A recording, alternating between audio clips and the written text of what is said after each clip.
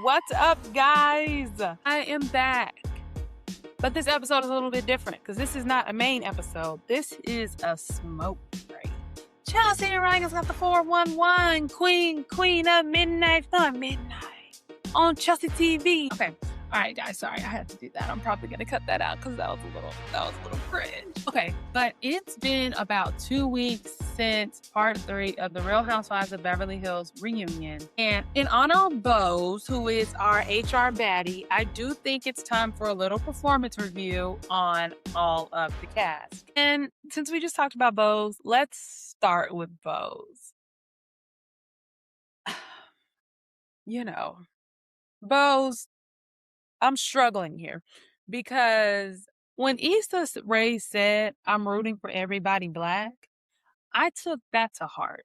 Because I think that's a motto to live my life by.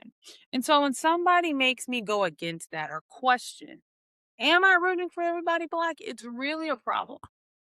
And so I hate to do this, Bose. And some people already did it. Some people wrote you off the moment that you did not show up for Garcelle. I stayed quiet at that moment because I said, you know what, let me give you a chance. But after watching you this season, I just don't think that we're the same kind of black. And that's okay.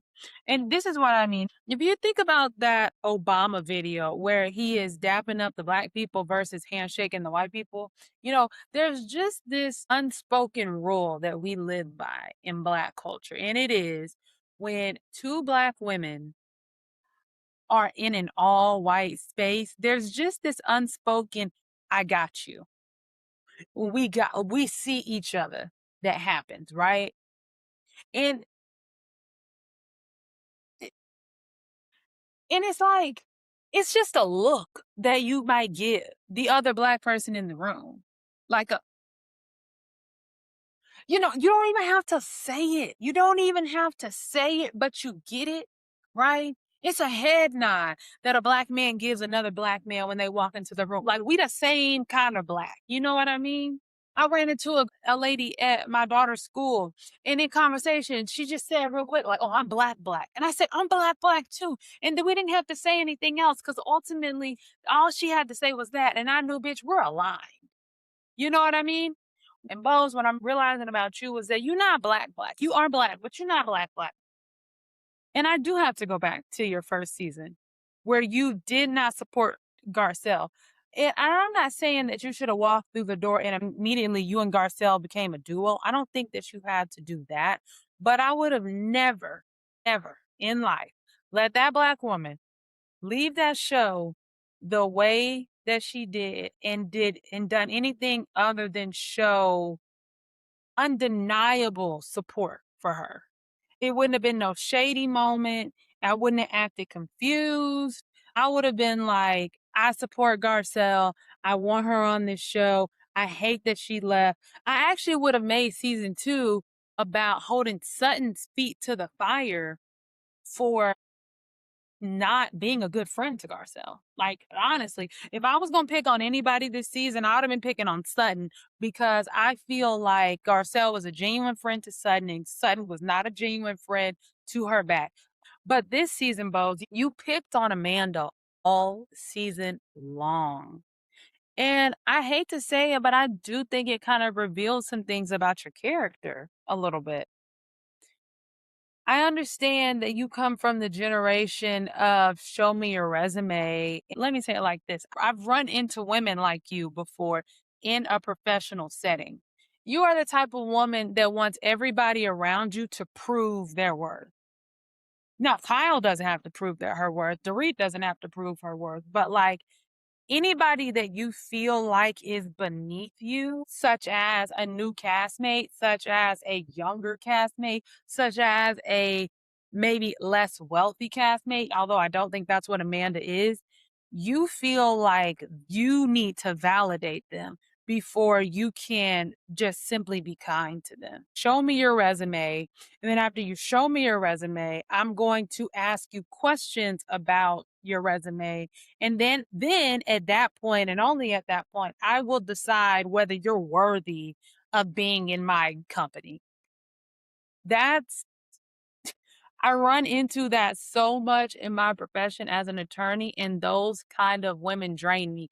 Those are the kind of women that when you see them, you think, wow, there's a Black woman in this field. I hope that she will be my mentor. I hope that she will take me under her wings. I hope that she will blah, blah, blah. And then they ultimately just fucking hate you.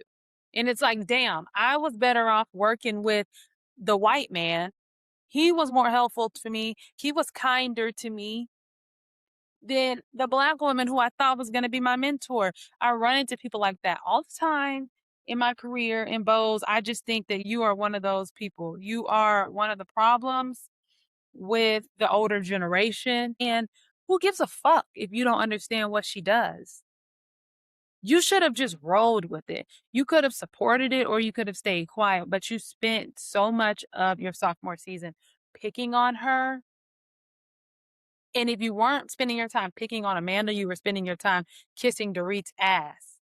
And the only time that you could show up in conflict was when it was to pick on Amanda. When Kyle and Dorit and Erica were going at it at the table, why were you quiet as a church mouse then?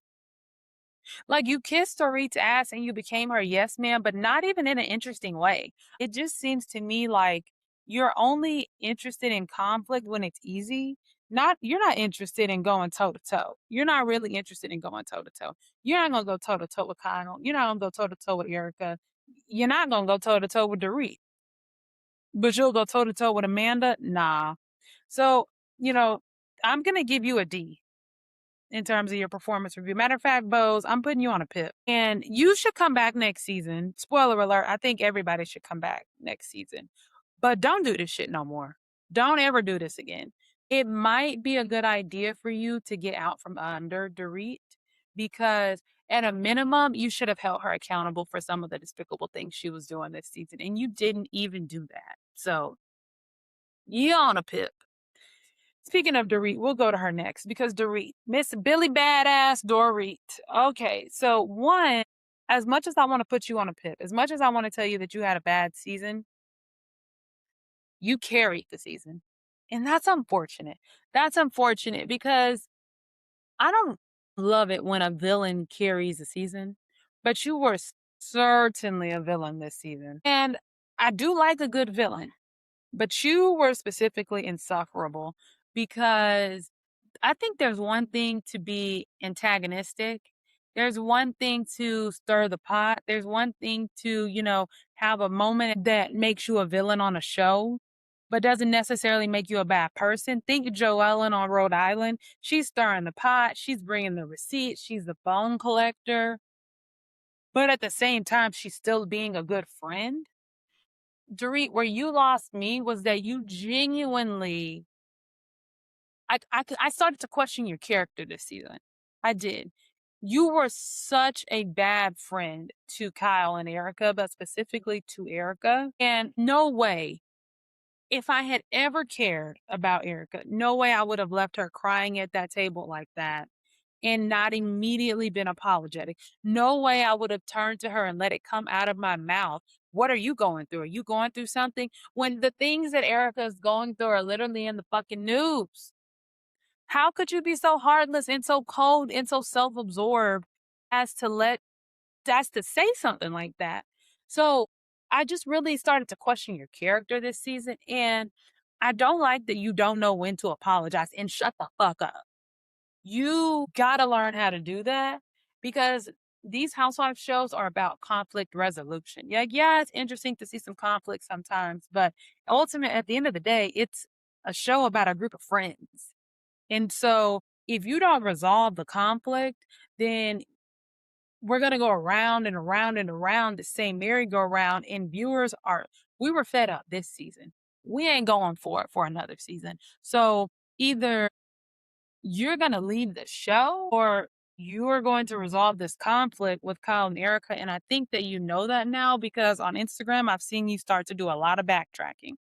Now you're starting to say things like, "I'm sad and I'm hopeful that we can reconcile." And that's I'm paraphrasing, but she started to make comments on Instagram to that effect. And it's like, yeah, you're backtracking. And I don't think it's genuine because I think if it was genuine after you watched the season, you would have come to reunion apologetic.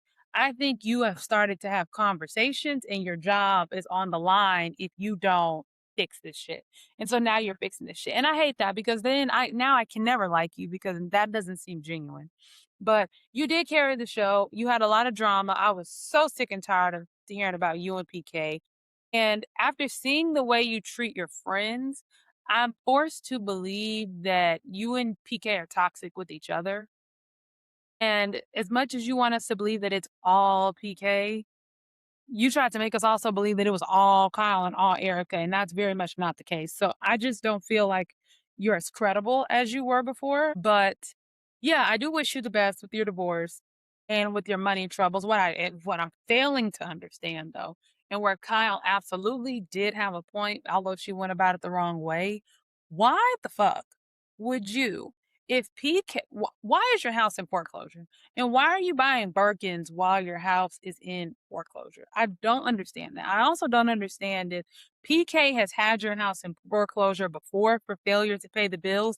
Why would you ever trust him again in that regard? Even if you're like, he said he's going to pay them, so I'm going to let him pay them. I would still have a fund set to the side in case I have to save the day because PK keeps dropping the ball. Why do you keep blindly trusting this man and then coming and crying to us when he drops the ball when his track record shows that he will drop the ball?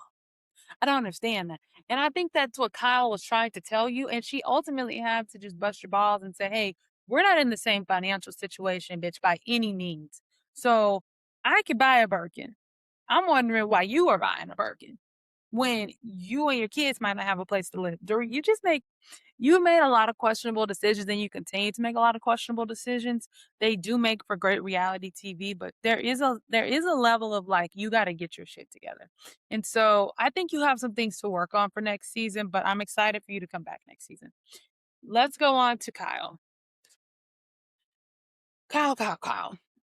You're a bad friend to Dorit. I don't think you actually like that girl. And yours is going to be short, Kyle, because I'm kind of bored with you, and I was bored with you this season. I do think that you made Dorit your storyline so that you didn't have to get into the Mauricio of it all. Because I think I think you're really hurting, and I think you're really sad. And I think your daughter getting married this season was really hard for you. And it's hard for you to see Mauricio live in this bachelor lifestyle when you wanted nothing more than to grow old together and just be married. And it's like every season, it seems like he's getting further and further from that. I felt for you in that way. I do wish though that if nothing else, if you weren't going to give us more of you and Mauricio because it was a sensitive topic, I wish instead of you like going so hard on Dorit and being in the Dorit and PK drama, I wish you had just shown us Alexi's wedding. We could have just You could have just showed us that and we would have been happy. I know you spent money on that wedding. I know a lot of money was spent on that wedding, and that would have been such a great thing for viewers to see, considering it's like we've grown up with Alexia on camera. I don't think that everything has to be about the drama. I think that's actually unrealistic. Like, as women, we live well rounded lives. And just because y'all are rich doesn't mean that y'all don't do the same. Y'all do not on a regular day feud every fucking day with your friends. There's more to life that happens. There's divorce, there's marriage, there's what? Like sickness, there's good, there's bad. You can show us all of those things. Like your storyline could totally be something positive, like your daughter getting married. So I just think that Kyle, I don't know if you're tired and you need a break because you have spent the last, 18 years, I think, on this TV show. Maybe you're just drained and you need a break, but I do think you should come back because I do think that you move story along and I do think that you are the glue that connects this group in a lot of ways. I think you're good for the show. And I think the show would definitely struggle without you. And you're not afraid of conflict. And all of the newbies that we got this season, they're afraid of conflict. So As little as you choose to share sometimes, we still need you because at the end of the day, Rachel Zoe ain't getting in the middle of no conflict. So Kyle can't go nowhere. I don't think you can go anywhere yet. But I do think coming back next season, explore the different ways that you can give viewers a well-rounded story. Even if it's not drama, you've got to open up and share some some part of your life with us. And I don't really think you did that this season. Now let's move on to Rachel Zoe. Rachel, I like you. You're exciting. I think these duo will be very successful on this cast, but I don't even know who the fuck Roger is. I didn't watch the Rachel Zoe project. I'm not gonna go watch the Rachel Zoe project. You talking to me about Roger as if I know or give a fuck about who he is, baby. I didn't want to hear nothing else about that all season. I can tell that you are used to, without even having known that you had a former project, I just could tell that you are used to everything being about you and it being centered around you because even in like group scenes with other people, like they will be talking about something they're going through, and you would immediately have to start talking about something you're going through. And it's like, okay, well, Rachel, this scene is actually about them. It's not about all the divorcees at the table. Right now, this scene, unfortunately, was about Dorit and PK. Why are we talking about Roger? We don't even fucking know Roger. Like the viewers, a lot of the viewers don't even have the context of who this person was to feel what you're feeling. We don't feel anger, we don't feel sadness. We're just like, okay, we don't feel shit. I also don't love when adults bring children into adult business, especially something as sensitive as a divorce. And I do feel like a lot of the times when your kids were on camera, you were almost like coaching them on how they should feel about their dad's divorce. And maybe you coaching them isn't the right word, but like you were definitely encouraging a negative view of their father. And again, I don't know enough about their father to know if that was warranted or not. I just didn't like it. Outside of that, you need to get in the paint. You're going to have to get in the paint, Rachel. This is a show about the fashions. And yeah, we want to see your money, but also when conflict happens, you cannot be mute. Did a cat get your tongue? Is what I was wondering half the time.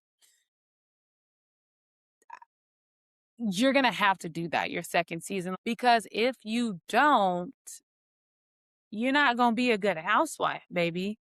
You're so good and such an interesting person that this show could be built around you.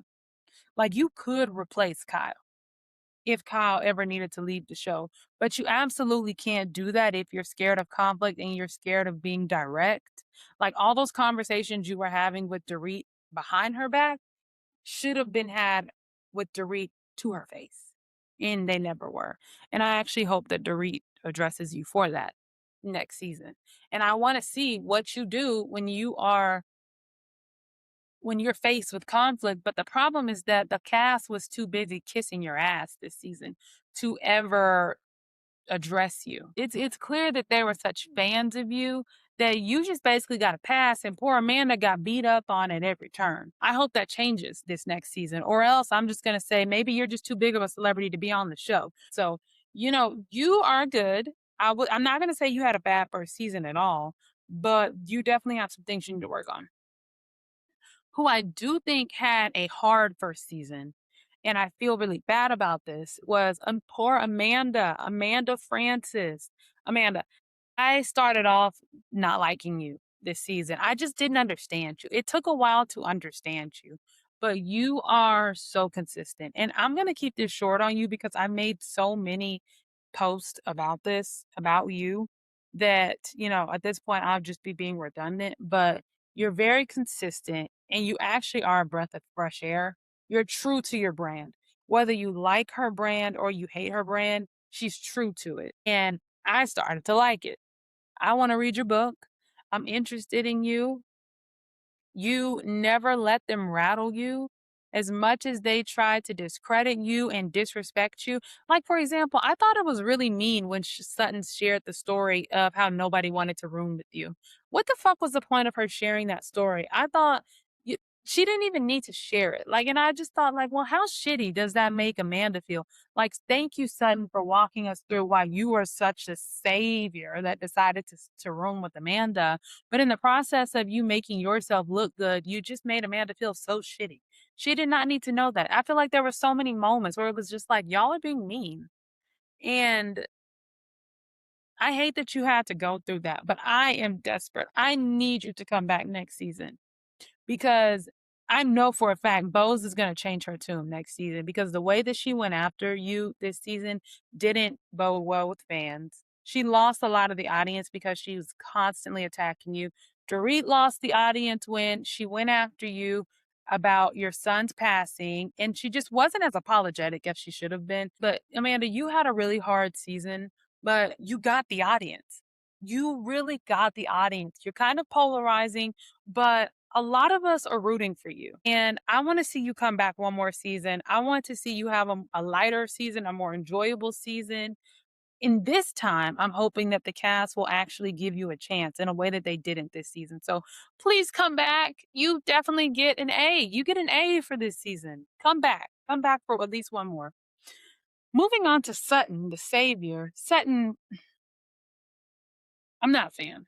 I'm not a fan. I don't like what happened with Garcelle this season. So I feel like I came into the season with a chip on my shoulder as it related to you because I think you're fake.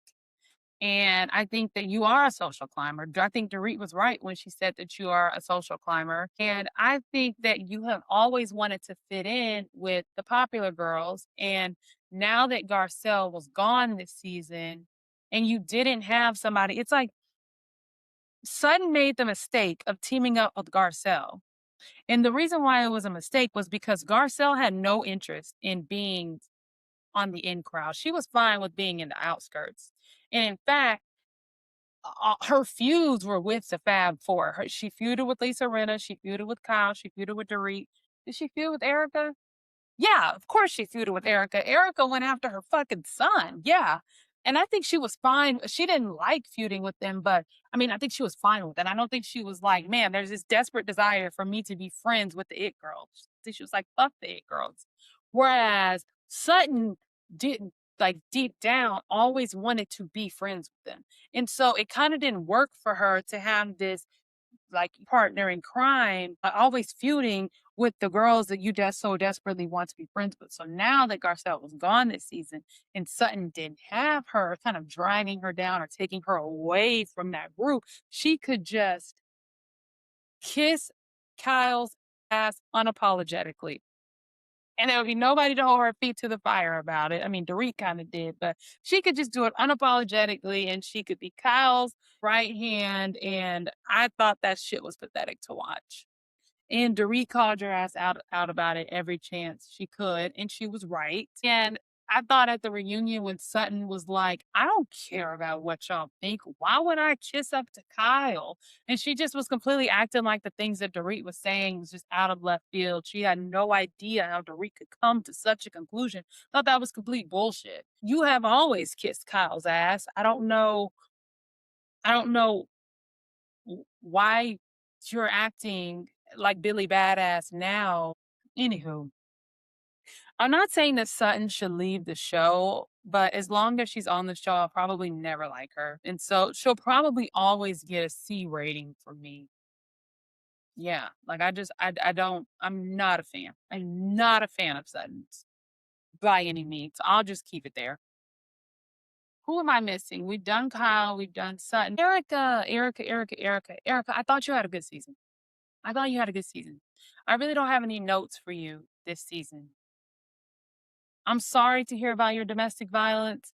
I'm happy that you're in a happy relationship now. I hope that you can show us more of that next season. I didn't like the feud with you and Dorit. I thought that you had done a really good job of being friends to both she and Kyle. I just thought you were just had a very balanced season. We had happy moments, you had some low moments, you had some vulnerable moments, and I thought that you did a great job of showing your heart this season. And so I really don't have any notes for you, Erica. And then in terms of the friends, Natalie, I'm not even sure. I'm just not sure why. Anywho, that's it. I don't even have anything to say about that. Natalie, thank you for your time. Jennifer Tilly. Jennifer, I liked you so much. You were such an amazing friend of, but I'm not sure why you kept kissing Sutton's ass. I'm not sure. And maybe it's just because you're a good friend to Sutton, but that time that Sutton was being mean to you, that was just Sutton being mean to you. You got to be upset about that. I wasn't mad when you talked shit and you had a little shady hot mic moment as it related to Sutton. And then I thought like the profuse apologizing, you profusely apologizing like again and again and again. After that, I thought it was uncalled for. I did. We saw Sun be mean to you on camera, and it honestly explains a lot about Sun's relationship. And I thought it made sense that Sun was mean to you because you're not on the in crowd. And Sutton so desperately wants to be on the in crowd. And so I think that everybody else around her, she could take him or she could leave him. I don't really think that Sutton is that great of a friend to Jennifer from what I've seen, but Jennifer, it does seem like you're a great friend to Sutton. So a lot of people want you to become a housewife. To me, it seems like you are more comfortable being a friend of, and we enjoy you in that role. But I do just want to tell you that you can feel free to feud with Sutton. No need to apologize on our behalf because she's annoying. And then Kathy, I know people think Kathy's so funny. I don't think you're funny, Kathy. I don't really enjoy Kathy. I don't. I think it's all an act. The answering the phone and I'm kind of unamused by Kathy. So, I know she's going to keep coming back, and I think that's fine. I think it's fine, but I don't really have anything to say about her. I'm unamused. As a whole, I will say that this season the season was a 4 out of 10. I would say the reunion was a 6 out of 10. So with that, we'll take the average and we'll give it a 5 out of 10. The cast, though, I don't think there's a lot wrong with the cast. It's a promising cast. I just think that they just need some fine tuning. So I would like for everyone to come back next season except Natalie. And I'm hoping that the newbies that we have tap in a little bit more. Bose, Rachel, Amanda, I need y'all to tap in. Come to the front and tap in. Dorit, tone it down. Kyle, be different. Erica, you can stay the same. Sutton, you just gonna be Sutton. So I don't really got nothing to say to you. But yeah, give us a better season. Come back. Give us the same people next season. But just all of those people just need to be a little bit better and we'll be good.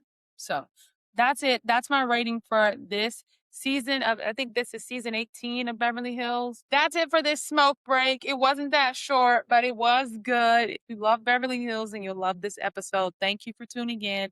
Don't forget to like, subscribe, and share this podcast, rate this podcast. Find me at Mommy Cigarette Break on Instagram, Chelsea Ragland at Instagram, Chelsea Ragland _ on TikTok, and Mommy Cigarette Break on YouTube. Bye, guys.